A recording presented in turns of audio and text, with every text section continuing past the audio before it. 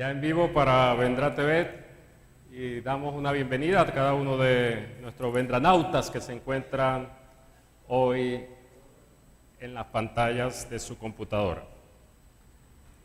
Vamos en esta noche a tener una breve oración antes de comenzar para que el Espíritu de Dios nos acompañe. Oremos. Padre Celestial, te damos gracias porque nos permites estar en tu presencia para continuar estudiando las maravillas de la profecía que tú has dejado en tu palabra. Que tu Espíritu Santo pueda dirigirnos.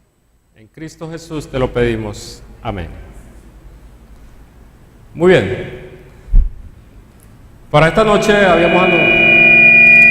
habíamos anunciado un programa o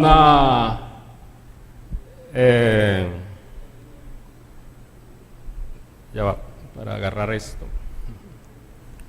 Habíamos anunciado los reinos de este mundo y el reino de Dios, sería la programación. Pero esta mañana, analizando bien las cosas, decidí cambiar el tema, ¿no? Porque ese tema involucraba comenzar desde esta estatua, pasar por Daniel 7, Daniel 8, o sea, todo lo que hemos visto, pero llegar a Apocalipsis 13 también y Apocalipsis 17, o sea, era un recorrido por todos los reinos que aparecen tanto en Daniel y Apocalipsis. Entonces no lo creí prudente porque todavía no hemos visto Apocalipsis 13, así que he decidido dejar ese tema para el viernes, cuando ya el pastor Latucci el miércoles nos hable de Apocalipsis 13. Entonces, el viernes sí estaríamos concluyendo, Dios mediante, con ese tema. Para hoy vamos entonces a hacer un breve repaso, digámoslo así, de lo que vimos ayer tarde, ¿no? Quizás todos se entendieron, pero hay muchas personas, o hay algunas personas que están estudiando la profecía por primera vez y quizás quedaron algunas lagunas. No porque el expositor no lo haya hecho bien, yo creo que el pastor Durán fue utilizado por el Espíritu Santo muy bien ayer, sino porque es una profecía larga, ¿no? Las 2300 tarde y mañana, y quizás con el pizarrón y con los tacos que se habían comido y el jugo muy dulce, quizás algunos perdieron la continuidad o su mente estaba un poco embotada, ¿no? Bueno, de hecho una visita que yo llevé, lamentablemente no vino, me dijo pues que había que estudiar bastante eso porque no lo había captado, y es difícil captar eso de una sola vez, ¿no? Es difícil para la mente humana. Así que vamos entonces, en la noche de hoy, encontré un PowerPoint por allí, que el hermano Wilmer no sé dónde saca tantas cosas bellas, y entonces ese PowerPoint pues está bastante explicativo de lo que es esa profecía del juicio, ¿verdad? Entonces vamos a comenzar. La profecía superexacta de la Biblia, nuestro destino final, se titula el tema de esta noche. La profecía super ¿qué? Exacta. No hay margen para error. Es la profecía más larga en tiempo de la Biblia y es exacta, ¿verdad? Como lo explicó el pastor ayer.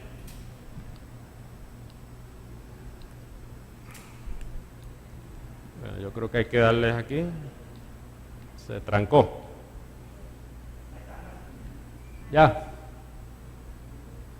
Muy bien, como sabemos, vamos a ir un poco rápido porque ustedes ya la estudiamos todos ayer, ¿no? En todo caso, si hay alguna parte que ustedes no comprendan, por favor levanten la mano. Levanten la mano en ese momento para yo saber que tenemos que detenernos allí y explicar un poco más. Para saber que estamos entendiéndonos, yo voy a preguntar. O sea, lo que queremos esta noche es saber si usted captó bien la profecía de ayer, Daniel 8. Entonces yo voy a hacer algunas preguntas, según la respuesta que ustedes me den, entonces yo sabré si me detengo o prosigo más rápido, ¿sí? Ok. Sabemos que la profecía se encuentra en el capítulo 8, ¿verdad? Ok. La visión del carnero. La profecía empieza entonces con dos animales. Dos animales. Un carnero, ¿y cuál era el otro? Un macho cabrío. Eran animales muy conocidos. Eran animales muy conocidos por el pueblo judío, como dijimos ayer, o como el pastor dijo ayer, eran animales que se utilizaban en los holocaustos, ¿verdad? Así que es una profecía para el pueblo judío. Es una profecía inicialmente para el pueblo judío o para el pueblo de Dios en general. Pues tiene que ver con ¿qué? Con el santuario. Ok. Entonces allí en el versículo 3 de Daniel 8, ustedes pueden seguirlos en su Biblia también si lo desean. Daniel 8 dice, alcé mis ojos y miré y aquí que había delante del río un ¿qué? Un carnero, el cual tenía dos cuernos. Y es interesante esto de los dos cuernos, ¿no? Porque ese carnero representaba ¿a quién? Me estoy adelantando un poco, pero Medo Persia, ¿no? Entonces Medo y Persia, ¿verdad? Aquí en Daniel 2 era el pecho de plata, casualmente en los pechos están los brazos, ¿verdad? Dos brazos también, ¿no? Y ustedes saben que en Daniel 7 era el oso jorobado, ¿verdad? Una costilla o un hombro más alto que el otro, ¿no? Entonces siempre la representación allí. Pero aunque eran altos, uno de ellos era más alto que el otro, ¿sí? Nuevamente dando a entender que ¿quiénes eran los más poderosos entre esas dos tribus? Los persas, ¿verdad? Aunque mencionaban primero a los medos y persas, los persas eran ¿qué? Como que los más poderosos, ¿verdad? El más alto se erigió entonces sobre el otro, ¿verdad? No sé si es que me la están pasando de allá o qué. ¿No? ¿La están pasando de allá? Ok. Bueno. Vi que el carnero golpeaba con sus cuernos al oeste, al norte y al sur. Eso quiere decir entonces que se expandía, ¿verdad? En los territorios que él abarcaba. Y que ninguna bestia podía prevalecer delante de él, ni había quien escapase de su poder. Él hacía conforme a su voluntad y se engrandecía. ¿Ok? ¿A quién representa dicho carnero? Es la pregunta. En cuanto al carnero que has visto que tenía cuernos, estos son los reyes de Media y de Persia. Es interesante esto porque creo que el pastor no lo dijo ayer, pero los imperios de Babilonia, Medo-Persia y Grecia están por nombre propio en Daniel. O sea, ahí no tenemos que ir a la historia. En Daniel 2 aparece Babilonia, porque Daniel le dijo al rey que él representaba ¿qué? A Babilonia, nombre propio. Tú eres esa cabeza de oro, tú eres Babilonia, tú eres el primer imperio. Y en Daniel 8 aparecen los nombres de Media y Persia por nombre propio, en este caso representado por el carnero de dos cuernos, y más adelante vamos a ver que aparece también el nombre de Grecia, o sea, el tercer imperio. O sea que sin salirnos de Daniel, nosotros podemos ver que Daniel nos está indicando que hay un seguimiento histórico, que en realidad la manera de interpretar la profecía es por el historicismo, ¿verdad? Comienza en un punto y se va a través de la historia hasta llegar al punto que Dios nos quiere llevar. Muy bien, sigamos. Los dos cuernos, entonces, como dijimos, representan a los medos y los persas. Los reyes medos y persas, bajo la conducción de Ciro, conquistaron a Babilonia y al mundo antiguo. Eso ya lo sabemos. Dominaron el mundo entre el 539 a.C. y el 331 a.C. Esas fueron las fechas de ese imperio. Muy bien, pero la profecía no termina allí. Mientras él estaba mirando eso, al carnero que abarcaba todas esas zonas, esas tres provincias, digámoslo así, dice, mientras yo estaba considerando esto, he aquí que un macho cabrío, venía de parte del oeste sobre la superficie de toda la tierra, pero sin tocar la tierra. ¿Sí? ¿Recuerdan? sin tocar la tierra, o sea que venía rápido. Recuerda que el imperio greco fue un imperio que abarcó rápidamente, conquistó muy rápidamente todo lo que había que conquistar. Entonces eso es lo que representa que ese macho andaba como volando, ¿verdad? Tenía un cuerno muy visible entre sus ojos, muy visible. Ahora recordemos, Daniel 7, ¿a quién representaba Grecia? En Daniel 7. ¿A quién? Sí, pero ¿qué animal representaba, qué bestia? El leopardo con 4 alas, o sea que los símbolos son parecidos. O sea, simplemente aquí se está usando un macho cabrío, pero igual denota que va rápido, ¿sí o no? Ajá.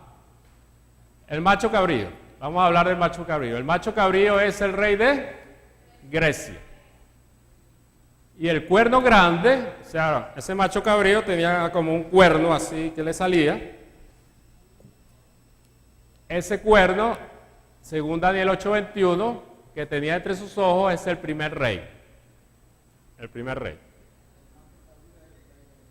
Y ese primer rey, entonces, ¿es quién? Alejandro Magno, según lo que vimos en Daniel 7, que también lo estudiamos, ¿verdad? No, ustedes están en una hojilla. Eso no satisface, porque ustedes estén siguiendo todo esto. Fue hasta el carnero que tenía los 2 cuernos, o sea, este carnero que está aquí, que son los medos y los persas, el cual yo había visto que estaba de pie delante del río y corrió contra él con la ira de su fuerza. O sea, que vino rápido, corrió hacia él, vi que llegó al carnero y se enfureció contra él, lo golpeó y quebró sus 2 cuernos, pues el carnero no tenía fuerzas para quedar en pie delante de él. Entonces eso representa la conquista del imperio greco al imperio medo-persia.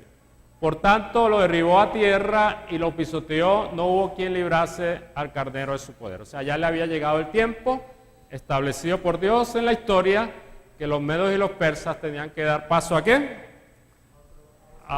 A otro imperio, a otro reino, que en este caso era Grecia, ¿verdad? Y que lo comandaba su gran líder, que se llamaba Alejandro Magno. La historia vuelve a confirmar la visión profética.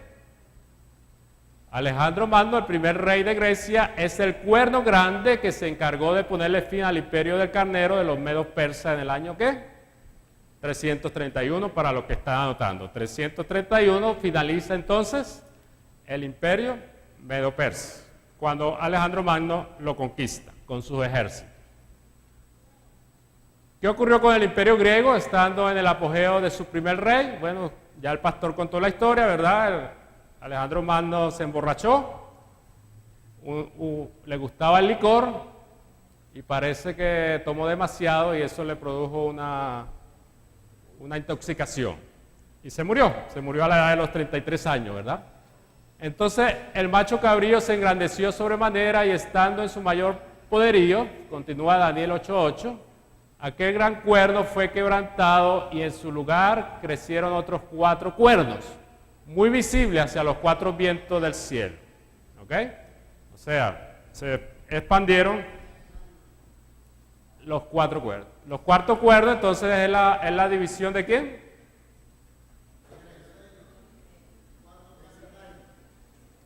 Exacto, la división entonces del reino de Medo-Persia de sus 4 capitanes. Verso 22, el cuerno que ha sido quebrado y en cuyo lugar ha aparecido 4 cuernos, significa que 4 reinos se levantarán de esa nación, pero no con la fuerza del primero.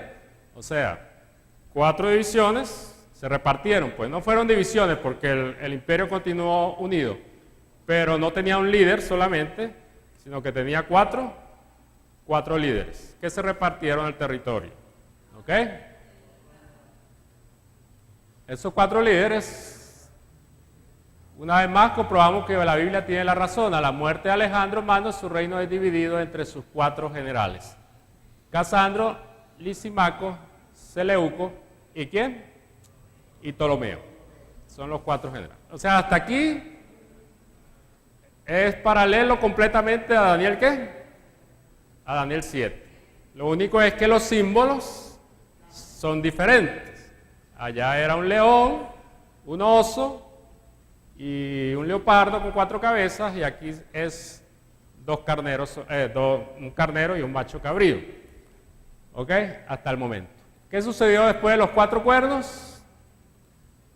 Leemos en Daniel 8:9. Y de uno de ellos salió un cuerno pequeño que creció mucho hacia el sur, hacia el este y hacia la tierra gloriosa. ¿Cuál es la tierra gloriosa? No, o sea, según la profecía y según el contexto que estamos viendo aquí, la tierra gloriosa es Palestina, o sea, donde Jerusalén, sí, exactamente. Este cuerno pequeño inicialmente es Roma pagana. O sea, si seguimos con la secuencia, evidentemente el otro cuerno que sale debe ser ¿qué? Roma, porque recuerden que después de Grecia venía aquí en la estatua ¿qué? Roma. Y en Daniel 7, después de Grecia, también venía la bestia terrible y espantosa que era ¿qué? Roma. Entonces este cuerno pequeño, inicialmente Roma pagana, este es el imperio que dominó el sur. O sea, Egipto, Cartago, al este, su dominio llegó hasta la Gran Bretaña, dice aquí, y la tierra gloriosa que es Palestina. Hacia esos lugares se extendió ese imperio romano ya. ¿Qué pasaría con el cuerno pequeño? Daniel 8, 9 y 10. Se engrandeció hasta el ejército del cielo, o sea, una vez que conquistó todo lo que tenía que conquistar, ese cuerno pequeño como que cambia de identidad, ¿sí? De identidad, y ya se convierte de político a religioso. ¿Por qué? Porque ahí dice que se engrandeció hasta el ejército del cielo y echó por tierra parte del ejército de las estrellas y las pisoteó, se engrandeció contra el jefe del ejército. ¿Ok? ¿Cuándo ocurrió eso en la historia? Bueno, esto tuvo cumplimiento cuando el emperador Constantino se alió con la iglesia cristiana. Hubo una alianza allí. Estaba gobernando Roma, todavía Roma, en el 300 y tanto. Pero ya Roma iba ¿en qué? En decadencia. Y entonces Constantino lo que hizo fue, como había tantos cristianos y había también tantos paganos, su imperio era pagano, pero había muchos cristianos porque el cristianismo se había esparcido por todo el imperio, pues él decidió unirse al cristianismo, se hizo cristiano, como para unir el imperio, ¿sí? Entonces, ahí empezaron los problemas para la iglesia. A partir del año 313 empieza el terrible misterio de la ¿qué? De la iniquidad, que es esta alianza apóstata entre la iglesia y el Estado, ¿verdad? Entonces, por primera vez un obispo toma el título de Santo Padre, Sumo Pontífice, que era un título propio del emperador romano, este título. La Biblia dice, Cristo no se glorificó a sí mismo haciéndose pontífice, ¿ok? Pero este hombre sí lo hizo. El obispo de Roma utilizó ese título. Entonces vemos como repaso la obra nefasta del papado, ¿verdad? ¿Qué fue lo que empezó a establecer el papado o el sistema papal desde ese entonces hasta nuestros días? Estableció el sacerdocio que intercede por el pueblo, ignorando que ahora tenemos un solo sacerdote, y es ¿quién? Cristo Jesús. O sea que suplantó el sacerdocio de Cristo en el santuario celestial como único intercesor por un sacerdote aquí terrenal, humano. Estableció el sacrificio de la misa, que esto habló el pastor ayer, ¿verdad? En donde Cristo en persona es sacrificado cada día, ignorando que la Biblia dice que Cristo no fue sacrificado sino una sola vez. Entonces cada vez que hay misa, esa es una blasfemia bastante fuerte, porque supuestamente en la misa Cristo muere, literalmente muere. Cada vez que hay misa. Entonces eso es una blasfemia contra Cristo, ¿verdad? Echó por tierra la verdad cuando instauró la sagrada tradición gracias a la cual pudo implantar cosas que no están en la Biblia. O sea, se empezaron a hacer cosas como ¿qué? Como guardar el domingo, eso no está en la Biblia, pero por la tradición, Constantino fue muy sagaz, bueno, como los cristianos guardan el sábado, pero los paganos adoran al sol en el día domingo, entonces él empezó a interferir dentro de la iglesia para que los cristianos también se reunieran el domingo. Entonces al principio se reunían los sábados y los domingos, pero después se les olvidó el sábado y se quedaron con el domingo. Entonces allí empezaron todas esos cambios y después se convirtió en una tradición, ¿verdad? También aparecieron la veneración a las reliquias y a los santos, la preeminencia de María sobre la iglesia, las indulgencias, o sea, pagar para recibir beneficios supuestamente de vida eterna, y la misa de los muertos, etcétera, etcétera. Cosas que no estaban o no están en la Biblia, pero que se introdujeron por el paganismo y que después se fue llevando de generación en generación por la tradición. ¿Qué importante pregunta se hizo en la visión y cuál es la respuesta? Entonces ahí viene la pregunta.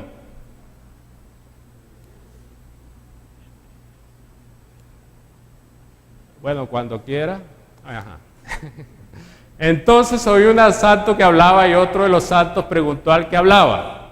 Eso se encuentra en el verso 13. ¿Hasta cuándo? O sea, ¿hasta cuándo será la visión del sacrificio continuo? Y durará la rebelión desoladora, y será pisoteado el santuario, el ejército de los santos y todo lo demás que dice allí. ¿Hasta cuándo? O sea, allí, ¿hasta cuándo va a suceder esto? Entonces otro ángel contesta, y él respondió: hasta 2300 tardes y mañana, luego el santuario será restaurado. ¿Ok? Entonces allí es que entramos al santuario. ¿Ok? Y por eso es que esta profecía nos lleva al santuario, porque dice que hasta 2300 tardes y mañanas el santuario sería ¿qué? Purificado. Y ahora entendemos por qué se usaron entonces animales limpios que se utilizaban en el santuario en esta profecía y no se utilizaron bestias, porque el objetivo de Dios era mostrarle a Daniel hasta cuándo iba a prevalecer ese cuerno pequeño dominando y transgrediendo la ley de Dios, y cuándo se le iba a dar un parado y cuándo iba a ser purificado el santuario celestial, ¿no? Claro, Daniel no sabía que era el santuario celestial. Ese era el problema, eso fue lo que le causó a él un poco de tristeza. Dice: yo, Daniel, perdí las fuerzas y estuve enfermo algunos días. Yo estaba asombrado por la visión y no había quien la entendiese, ¿no? Entonces, eso es, digámoslo así, un golpe fuerte para este viejo anciano, porque ya no es el Daniel de Daniel 2 que estaba joven, ¿verdad? Ya era un viejo anciano que esperaba que los judíos regresaran a Jerusalén. Él lo que estaba esperando era eso, porque él estaba esperando que se cumpliera una profecía de Jeremías, que después de 70 años de cautiverio, ellos regresarían a Jerusalén.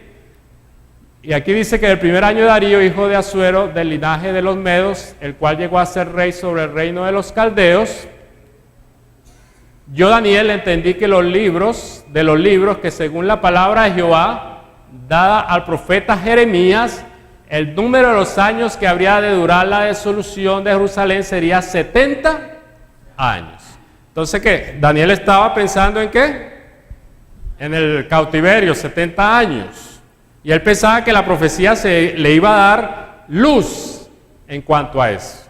Y resulta que le dicen que son 2300 días, y como Daniel conocía que 2300 días son 2300 años literales, o sea, llevado profético a literal, él decía: bueno, pues el Señor se volvió loco o algo anda mal aquí, porque si Jeremías dijo que era 70 y aquí dice que son 2300, todavía falta mucho tiempo.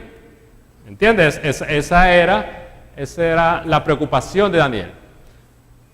Evidentemente Daniel conocía el principio de día por año, que se encuentra, por ejemplo, en Ezequiel 4, 5, 6.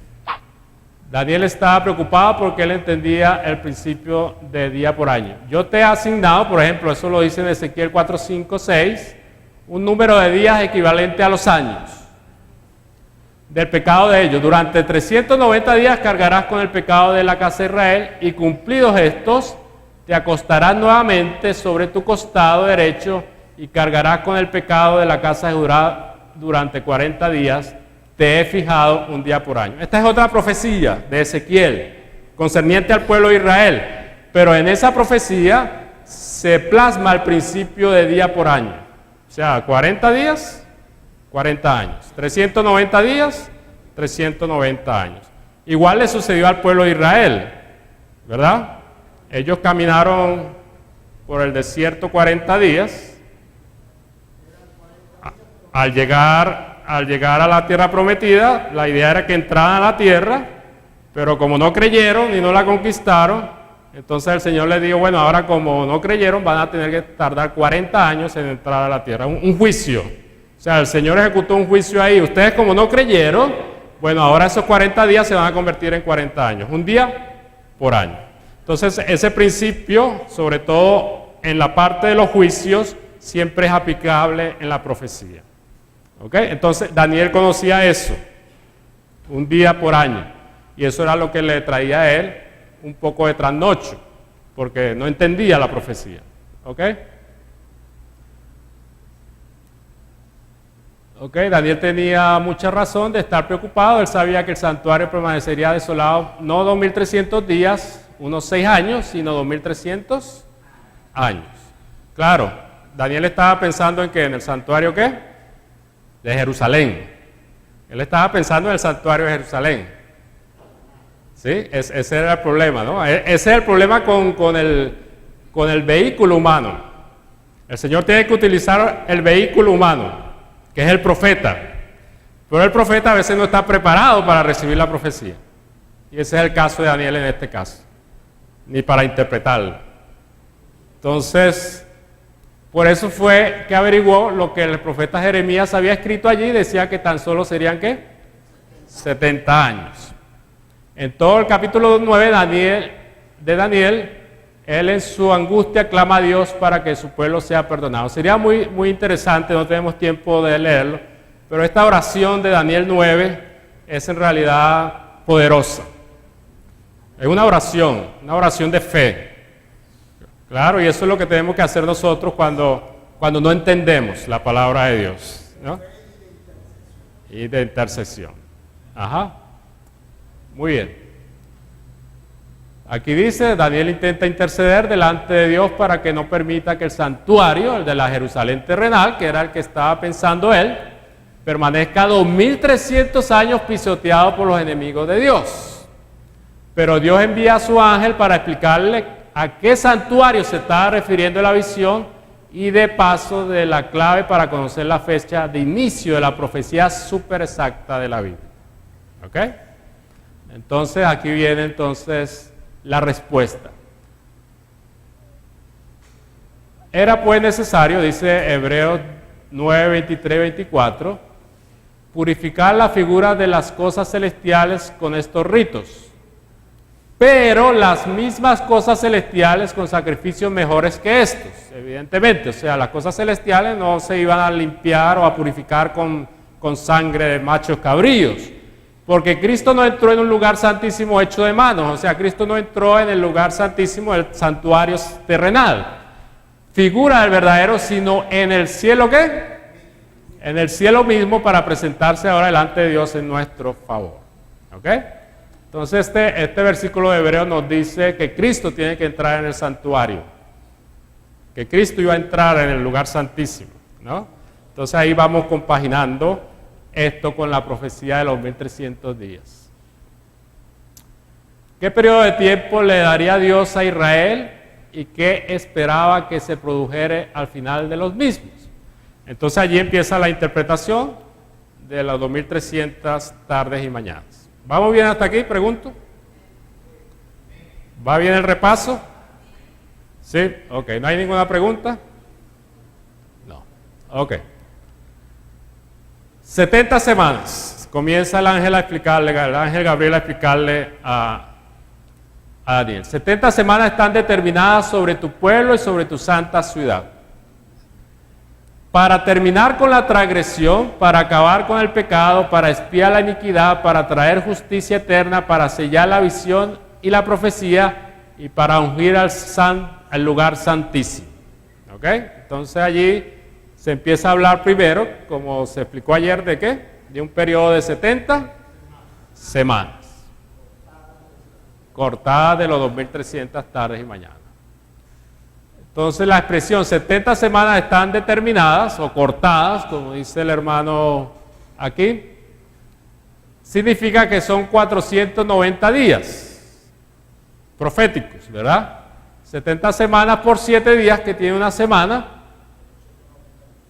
dan ¿qué? 490 días proféticos. Ahora, aplicándole el principio de día por año, ¿eso equivale a cuánto? A 490 años. Esos son cortados o separados, y eso era para el pueblo ¿de qué? Para el pueblo judío, ¿no? Era como un tiempo que se le dio al pueblo judío, como un tiempo de gracia. Así como nosotros estamos viviendo en un tiempo de gracia actualmente, desde 1844 hasta ahora, al pueblo judío se le dio 400 ¿qué? 90 años. 90 años. Ok, 70 semanas. Entonces, de los 2300 días proféticos, vamos a colocar 490 días separados, cortados, ¿para qué?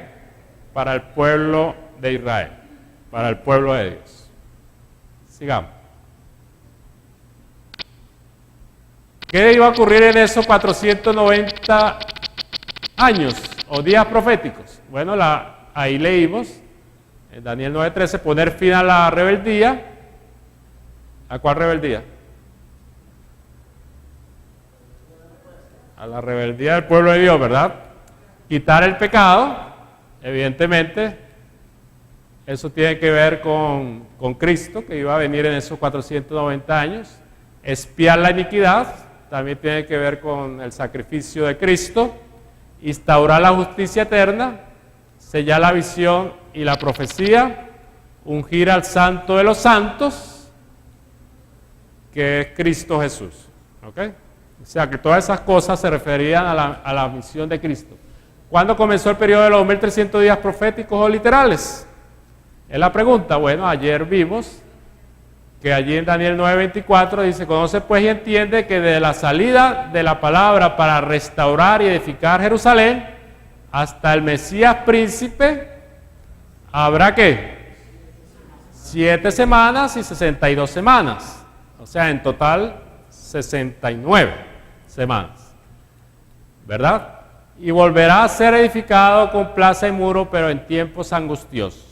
O sea, 7 semanas para edificar el muro, y después de las 7 semanas vendrían 62 semanas para que el Mesías príncipe fuera ungido. Es lo que está diciendo allí el texto. Sigamos. ¿Cuál es el decreto entonces? El pastor explicó muy bien que hubo 3 decretos, ¿verdad? El primero en el 538 a.C. por Ciro el Grande. El segundo en el 519 a.C. por Darío I. Y el tercero fue por Artajerjes I en el año ¿qué? 457. 457 a.C. ¿Ok? El primer decreto no funcionó. Dicen los historiadores que no funcionó, ya que solo unos pocos judíos retornaron a Jerusalén y hubo oposición de los habitantes de la región para reconstrucción del templo. O sea, ese decreto, aunque se dio, en la práctica ¿lo qué? No se dio. Sucede como los decretos que a veces dan los gobiernos, ¿no? Y no funcionan. No, que vamos a controlar el dólar paralelo, ¡pum!, un decreto y el dólar sigue para arriba. Bueno, algo parecido sucedió con eso, ¿no? Muy bien, sin meternos en política. El segundo decreto fue una confirmación del primero, pero no se avanzó tampoco en nada. O sea, el que dio Darío. confirmó el primero porque él mandó a revisar los libros, no, sí, ¿qué tal? Que se dio un decreto, y cuando se dio cuenta que sí se había dado el decreto, pues él dio otro decreto para que los judíos volvieran y edificaran, pero en la práctica tampoco se dio, ¿entiendes? Entonces hubo un tercer decreto, que fue el de Artajerjes primero, sí funcionó, ya que con él se le daba cierta autonomía a los judíos, se nombraron jueces y magistrados, ¿ok? O sea, fue un decreto más amplio, donde se le dio apoyo de parte del reino para que los judíos volvieran, nombraran sus propios jueces y fueran a edificar el muro, ¿verdad? Aquí comenzaba la verdadera reconstrucción, no solo arquitectónica, sino nacional, ¿de qué? De Jerusalén. Sí, la reconstrucción de Jerusalén se tomó entonces, según la profecía, iba a tomarse ¿cuánto? ¿Ah? La reconstrucción del muro. 49, ¿qué son? Son 7 semanas. 7 semanas es ¿qué? Profético. ¿Sí? Sí están entendiendo esa parte, ¿no? Primero, en la Biblia habla en lenguaje profético, nosotros tenemos que hacer el cambio al lenguaje literal. O sea, 7 semanas, 7 por 7, 49. 7 días que tiene una semana, 7 por 7, 49 días proféticos. Días proféticos. Aplicando el principio de día por año, son 49 años literales. ¿Sí? 49 años literales. Que es largo tiempo. Largo tiempo. Yo tengo 46 años. O sea que duraron más de lo que yo tengo viviendo construyendo ese muro. Muy bien. 9:25. Sepa pues y entiendas que desde la salida de la palabra para restaurar y edificar Jerusalén hasta el Mesías príncipe habrá 7 semanas y 69 semanas. Tornaráse a edificar la plaza y el muro en tiempos angustiosos. Muy bien. Entonces estamos aquí. Ya va, no tan rápido. Ajá. 457 se da el decreto para restaurar ¿qué? Jerusalén. 7 semanas duraría esa restauración. Esta rayita que está aquí significan las 7 semanas. Esta raya completa significa las ¿qué? Las 70 semanas. O sea que del 457 al 408 fue lo que duró. Recuerden que los años antes de Cristo eran descendentes, ¿sí? Eran descendentes. No es que no como ahora, que ahorita estamos en el 2013 y después el próximo año en el 2014. No, cuando se comenzó a construir el muro o cuando se dictó el decreto era 457, entonces tenemos que restarle 49 años para llegar al 408 antes de Cristo, porque es en forma ¿qué? Descendente. Los años allí antes de Cristo. Ok. ¿Qué otro gran evento se predijo? Bueno, allí en el Daniel 9:25 volvemos a repasar. Fíjense que estamos utilizando mucho la Biblia. Sepa pues y entiendas, eso se lo dijo a Daniel, pero eso también es para que nosotros, no está hablando el Señor aquí. Sepa pues y entiendas que desde la salida de la palabra para restaurar y edificar a Jerusalén hasta el Mesías príncipe habrá 7 semanas y 62 semanas. ¿Ok? 7 más 62. ¿Cuánto es? 69. Lo multiplica por 7, ¿cuánto te da? 483. ¿Sí o no? Días proféticos.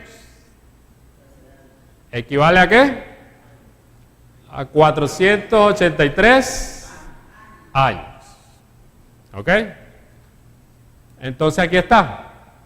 Este periodo ya lo vimos. 7 semanas para la reconstrucción del muro, más 62 semanas, son 434 años. Llegamos, si usted sigue también por la vía, descendente de la historia, llegamos hasta el año ¿qué? 27 después de Cristo. En ese año 27 después de Cristo se bautiza Cristo. O sea que es ungido de los santos, lo que decía Daniel 9:24. El pastor explicó ayer por qué fue ungido en ese año. ¿Qué es? Porque el Espíritu Santo bajó de él y todo eso, ¿no? Todo eso ocurrió allí. ¿Qué sucedería en la última semana? Nos queda una semana, ¿sí o no? Nos queda una semana porque eran 7 más 62. Habíamos dicho que habíamos llegado ¿a qué? A 69. ¿Y cuántas semanas son? 70. O sea que nos queda una semanita. Una semanita. ¿Una semana son cuántos? 7 días. 7 días proféticos. 7 días lo multiplica por 7. Son... No, 7 días se lleva ¿a qué? A 7 años literales. Ah, eso era para ver si estaban pendientes. Okay. Muy bien.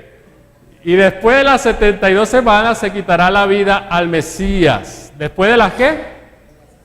De las 62 semanas. Se quitará la vida al Mesías. Y no por sí. Y en otra semana confirmará el pacto a muchos. Y a la mitad de la semana hará cesar el sacrificio y la ofrenda.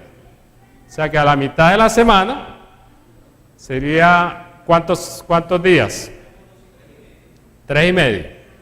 A la mitad de esa última semana sería que el Mesías moriría y cesaría el sacrificio y la ofrenda, porque ya no hay necesidad de sacrificar corderos, porque ya el Mesías estaba ¿qué? Muriendo en carne propia. O sea, el Cordero de Dios, el que quita el pecado del mundo, vino a esta tierra a ofrecer su vida. Y su pueblo no lo... Tenían esta profecía exacta de cuándo iba a ser y no la estudiaron, ¿verdad? Así nos puede pasar a nosotros también. ¿Ok? Muy bien. Así nos puede pasar a nosotros con la segunda venida de Jesús. Tenemos todo lo profético, todo, pero a veces seguimos durmiendo, ¿verdad? No tenemos fecha, eso es la diferencia, no tenemos fecha, pero los judíos sí tenían fecha, el pueblo de Dios sí tenía fecha, de cuándo iba a venir, cuándo se iba a bautizar, cuándo iba a morir y cuándo iba a ascender a los cielos. Esas fechas estaban registradas en esta profecía y en el sistema del santuario. Ok, entonces tenemos esta última semana, 7 años. En el año 31, a la mitad de la semana, muerte de Jesucristo en la cruz, ¿verdad?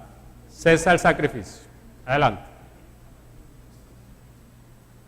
Ahora, ¿qué tristemente ocurriría al final de las 70 semanas? Y el pueblo de un príncipe que ha de venir destruirá la ciudad y el santuario. Evidentemente está hablando del santuario terrenal. Con inundación será el fin de ella y hasta el fin de la guerra será talada con asolamiento.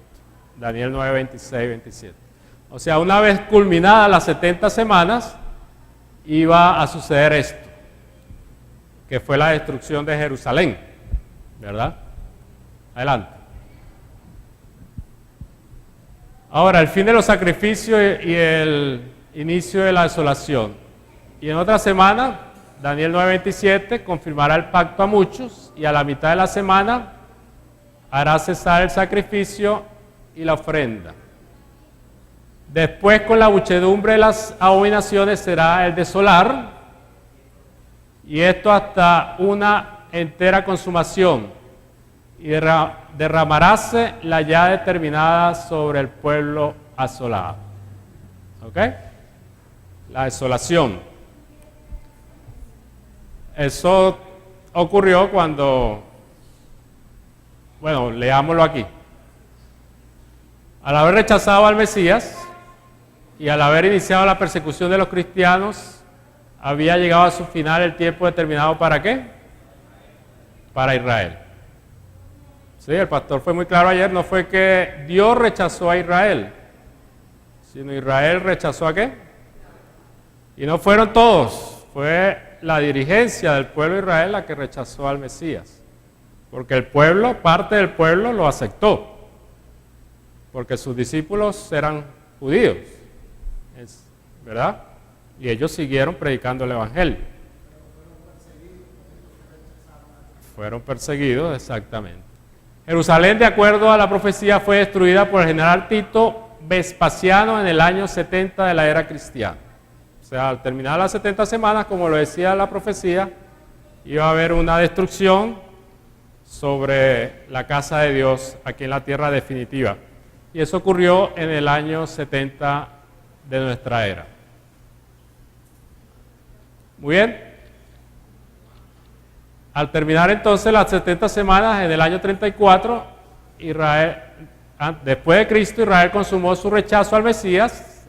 Fíjense allí, Israel consumó su rechazo al Mesías al comenzar su persecución contra los cristianos. Esteban fue el primero de ellos en pagar el alto precio de seguir ¿qué? A Jesús. Entonces Esteban fue el primero. Y eso ocurrió aquí en esta fecha. O sea, el apedramiento de Esteban ocurrió a la final de la ¿qué? De la última semana. Al final de las 70 semanas, termina esas 70 semanas ¿con qué? Con la muerte de Esteban, primer mártir cristiano, inicio del Evangelio entonces ¿a qué?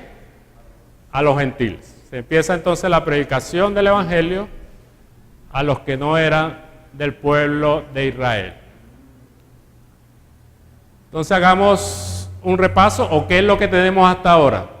Esta raya de aquí arriba simboliza los 2300 días o años literales, días proféticos, años literales. De esos 2300 días, ¿quién me lo explica? A ver, ¿quién es el valiente que viene aquí a explicármelo?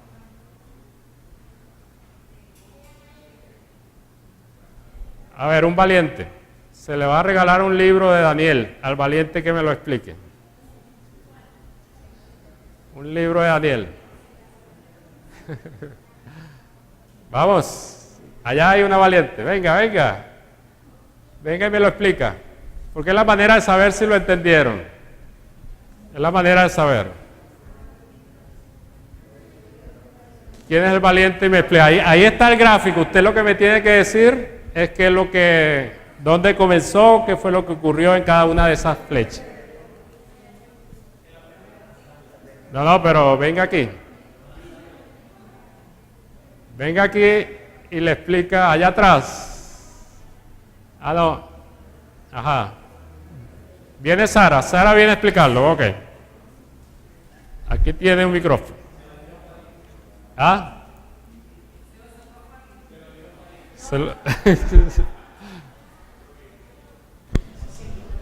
Ok, una valiente.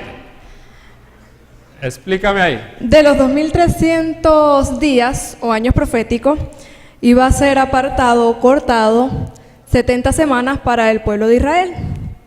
En el año 457 a.C. se da el decreto, el último tercer decreto definitivo para la reconstrucción de Jerusalén. En el año 408, ahí se cumplirían las 7 semanas. Recordemos que 70 semanas que iban a ser divididas en 7 semanas, 62 semanas y 1 semana. Entonces, en el año 408 se cumple las primeras 7 semanas con la reconstrucción de los muros. En el año 27 del 408 venimos de forma descendente. Luego en el año 27 después de Cristo se da el ungimiento del Mesías o el bautismo del Mesías. Sería esa la finalización de las 62 de las 7 más las 62. Ajá, de las 7 más 62 semanas. Luego nos quedaría una semana donde a la mitad de la semana moriría el Mesías. Eso fue en el año 31 después de Cristo y finalizamos la última semana de las 70 semanas en el año 34 después de Cristo. ¿Y qué ocurre allí? El apedreamiento de Esteban. Okay. Muy bien, allá está el libro, tenemos que dárselo el miércoles. Muy bien, ¿está correcto o no está correcto? Vamos a ver allá, a ver si está correcto. Muevan la... Ok, 457, 408, 27, después 31 y 34. Aceptó todas las fechas, ¿verdad? Y todos los laxos. Está bien, así que felicitaciones. ¿Los demás también lo entendieron? ¿Seguro? Ok. Entonces, los 2300 días terminaron en 1844. ¿Por qué? Porque si ya pasamos 70 semanas y llegamos al año 34, recuerden que son 490 años, usted le resta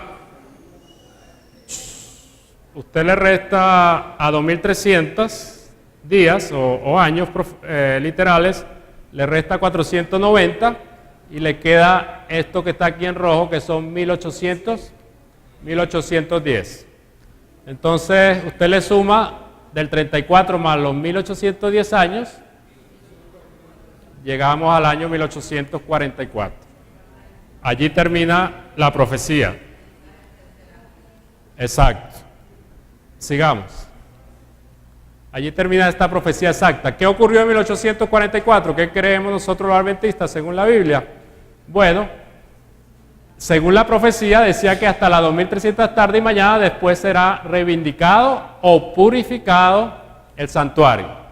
Entendemos entonces que no se está hablando del santuario terrenal porque ese fue destruido en el año 70, sino se está hablando del santuario celestial, que Hebreos 9 habla. ¿Ok? La purificación del santuario se refiere a la fiesta anual del día de la expiación o Yom Kippur. ¿Ok? O sea, tiene su paralelismo. En el día de Yom Kippur, que por cierto creo que se celebró ayer, los judíos todavía lo celebran, el día de Yom Kippur, o sea, el día del juicio, era un día que se celebraba anualmente en el pueblo de Israel, y donde se hacía borrón y cuenta nueva, ¿verdad? Los pecados que estaban en el santuario, que habían sido introducidos simbólicamente al santuario por medio de la sangre, ¿era qué? Purificados, eran perdonados, si el pueblo se arrepentía evidentemente de ellos. Entonces, se realizaba en ese día, Yom Kippur, se realizaba la limpieza anual del santuario, se hacía un juicio a cada individuo, o sea, cada individuo debería estar muy a la expectativa porque se estaba realizando su juicio de lo que había hecho, se expiaba definitivamente los pecados del pueblo, se eliminaba del pueblo a los infieles, o sea, los que persistían en sus pecados se eliminaban y se enviaba al desierto para que muriese allí a un macho cabrío, a quien llamaban Azazel, que representaba al diablo. ¿Sí? Porque definitivamente el diablo va a morir, ¿verdad? Va a morir cuando el Señor lo destruya, cuando venga a ejecutar el juicio a esta tierra. Ya eso es tema posterior. Tenemos que pasar primero por los 1000 años, la segunda venida, los 1000 años, y en la tercera venida se va a ejecutar. Pero todo eso estaba representado en el santuario terrenal. Todo eso estaba representado en el santuario terrenal, porque el santuario terrenal era una figura del celestial. Entonces, para entender el santuario celestial, evidentemente tenemos que estudiar ¿qué? El santuario terrenal.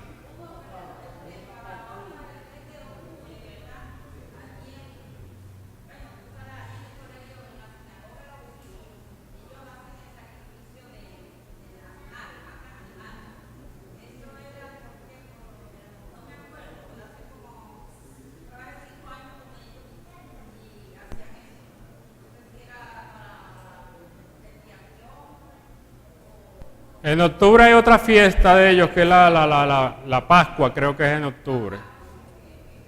No, la Pascua es en abril, marzo. Hay varias fiestas que ellos tienen que todavía celebran. Ah, de las cabañas, sí.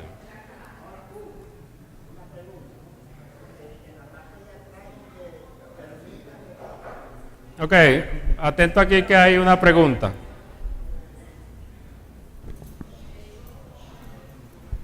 En la parte de la profecía de los 2300 días proféticos o años, días literal o años proféticos, en el 34 después de Cristo, con el apedreamiento de Esteban, esa parte que está en rojo en 1800, del 34 hasta el 1844, ¿qué eventos se realizan en ese espacio de tiempo?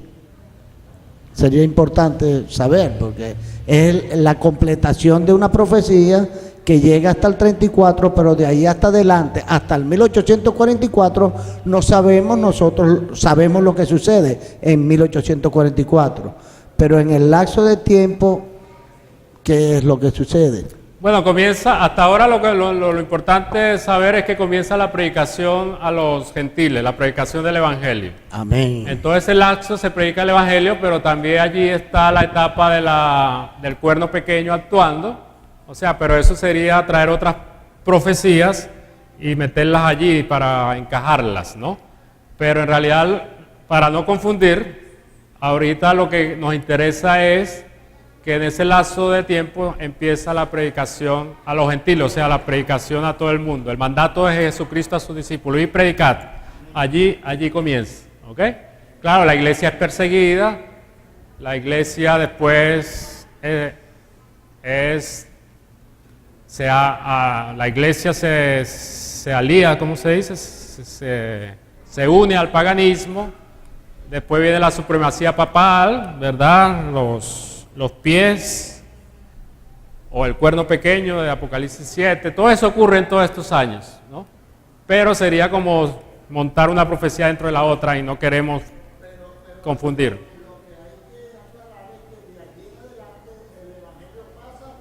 A los gentiles.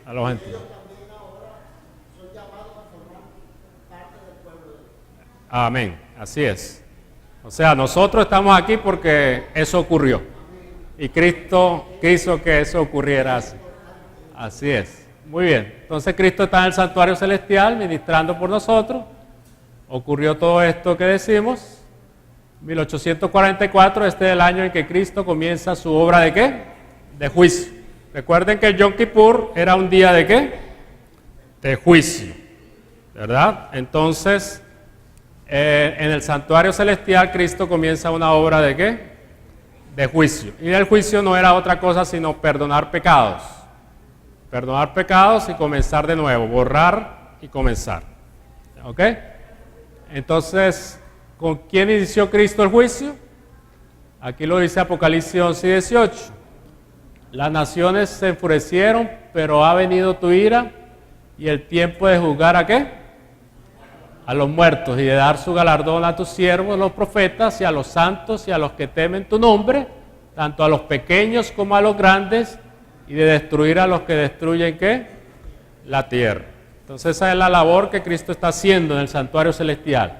Y el juicio comienza entonces con los ¿qué? Con los muertos, o sea, desde Adán hasta el último muerto, hasta la última persona que ha muerto creyendo en Jesús, ¿no? Porque eso es para el pueblo de Dios. ¿Para quién era el Yom Kippur? Para el pueblo de Dios. ¿Para quién es el juicio que se está realizando en el cielo? Para el pueblo de Dios. Entonces todos los santos que han muerto están siendo juzgados, o sea, están siendo revisados. Recuerden Daniel 7 que los libros fueron abiertos, esos libros se escrutinan.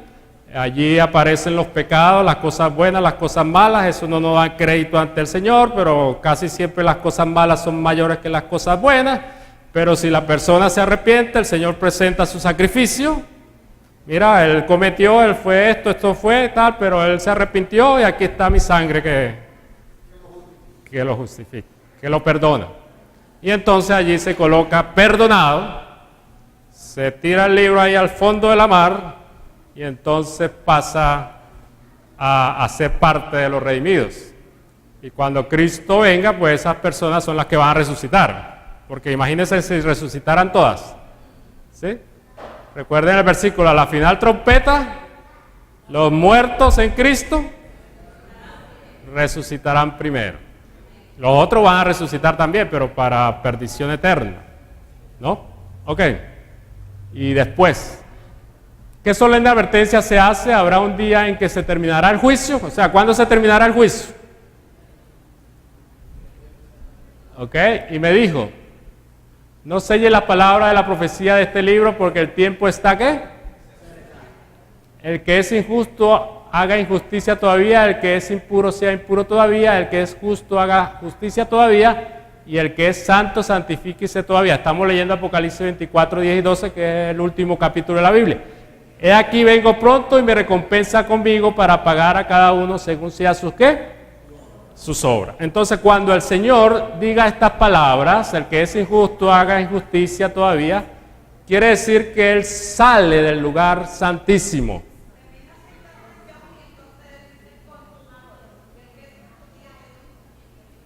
Exacto, Él como sumo sacerdote, una vez haya hecho su expiación, Él dirá esas palabras. El que sea justo, porque ya terminó mi obra intercesora aquí. Ya voy a buscar a mi pueblo. ¿Sí? Voy a buscar a mi pueblo. Aquí vengo pronto y mi recompensa conmigo. ¿Ok? Entonces, ahí se acaba el juicio. El juicio investigador, que es el que está haciendo el Señor ahora. Entonces, hasta ese instante hay oportunidad de ¿qué?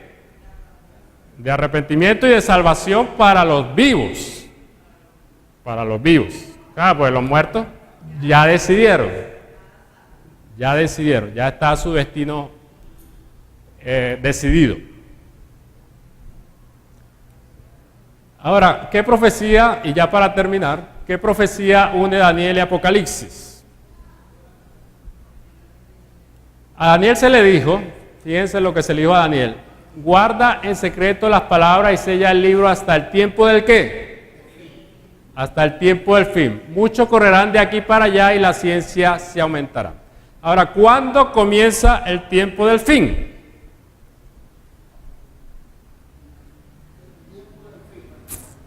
Según lo que hemos visto.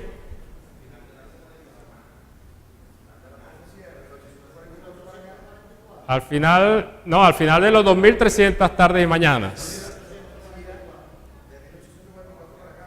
Comienza el tiempo del fin.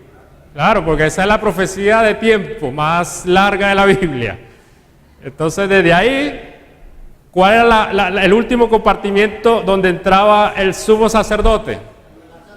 Al lugar santísimo. Después el lugar santísimo terminaba su obra de expiación. Por ese año, regresaba otra vez. Si Cristo ya entró al lugar santísimo, es porque ya estamos en el tiempo del fin. Él está haciendo su última obra, es el día del juicio. Viene la fiesta. Después del Yom Kippur que venía, la fiesta de las cabañas, ¿verdad? Entonces viene la fiesta, viene él a llevar a su pueblo a las casas, a las cabañas.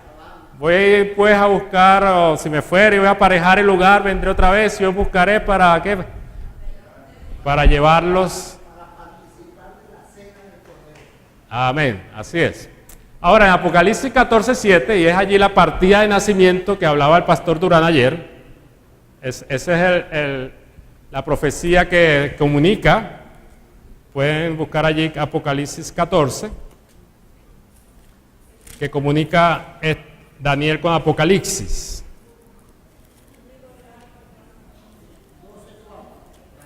Catorce. Allí se habla, si quieren lo leemos desde el 6, ¿no?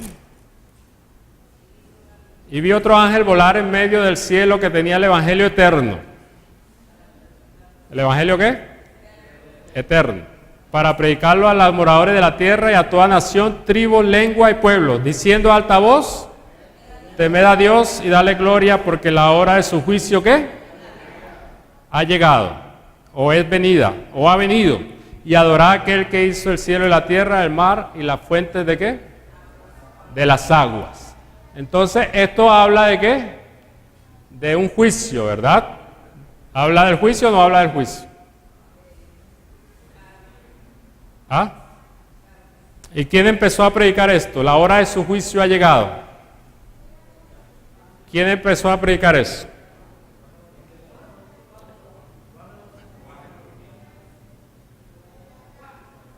No, Juan no.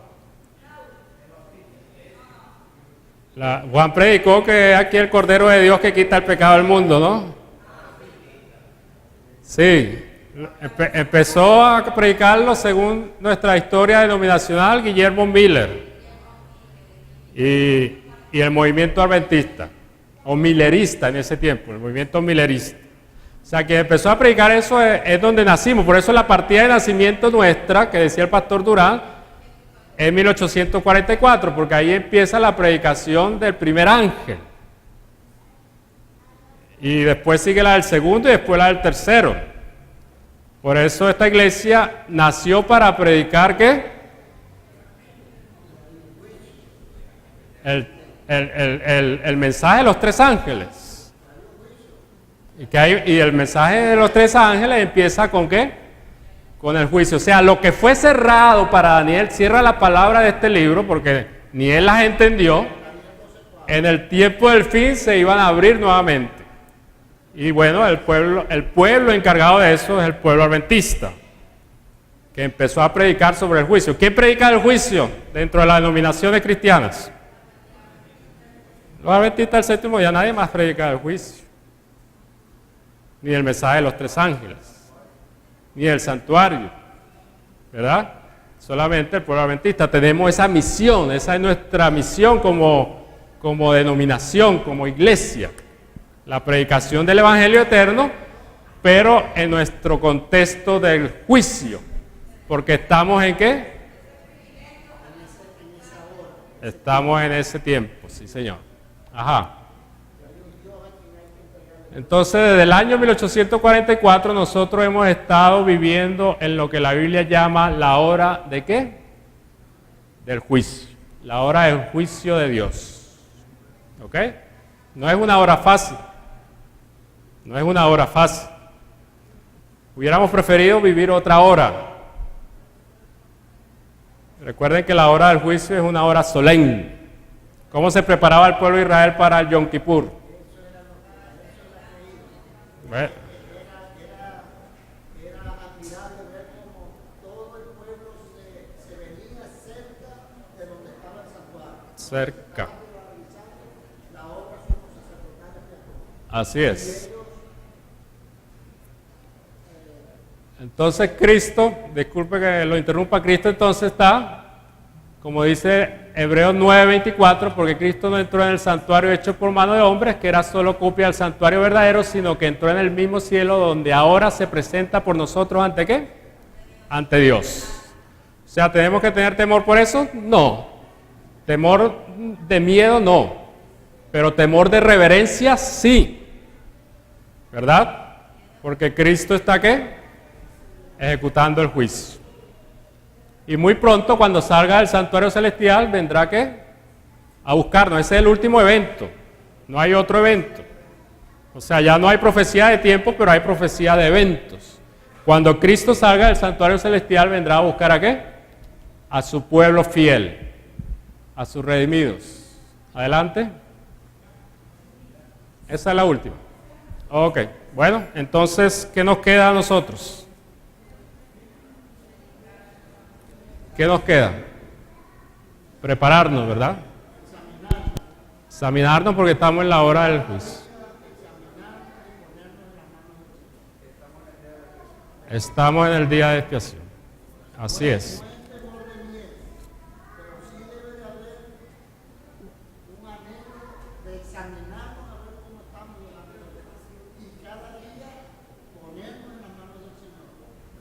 Así es. Bueno, entonces vamos a terminar con un especial que tiene Sara para que nos habla, ¿verdad?, de la preparación o de la fidelidad. Y bueno, meditemos mientras ella canta sobre estas cosas.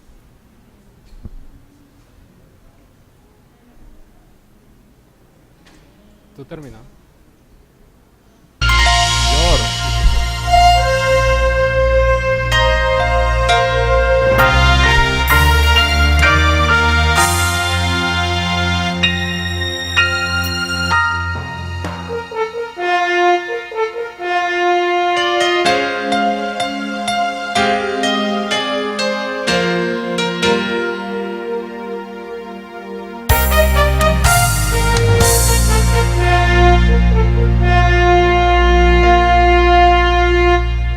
Peregrinos del camino somos todos, unos han pasado mucho tiempo atrás, ayudando a los pobres y cuidando del débil. Sus vidas fueron testamento de Dios para los de hoy. Rodeados por tal multitud de fieles, sigamos la carrera del Señor. Por los que antes ya se fueron y por los que vienen pronto, que la herencia que dejemos sea solo fidelidad.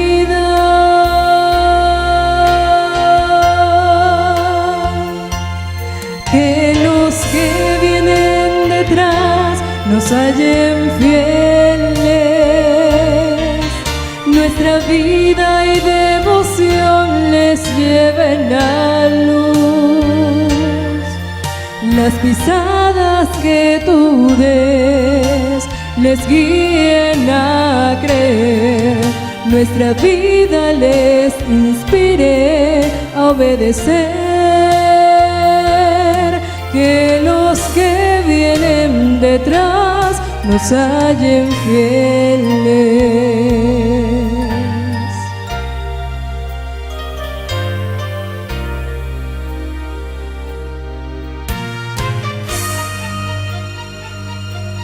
Después que nuestros sueños se hayan ido ya, nuestros hijos vean lo que quedó atrás, las señales que encuentre y el recuerdo que dejemos se convierta en una luz que los lleve a la eternidad. Que los que vienen detrás nos hallen fieles, nuestra vida y devoción les lleven a luz. Las pisadas que tú des les guíen a creer, nuestra vida les inspire a obedecer. Que los que vienen detrás nos hallen fieles, nuestra vida y devoción les lleven a luz. Las pisadas que tú des les guíen a creer, nuestra vida les inspire a obedecer. Que los que vienen detrás nos hallen fieles.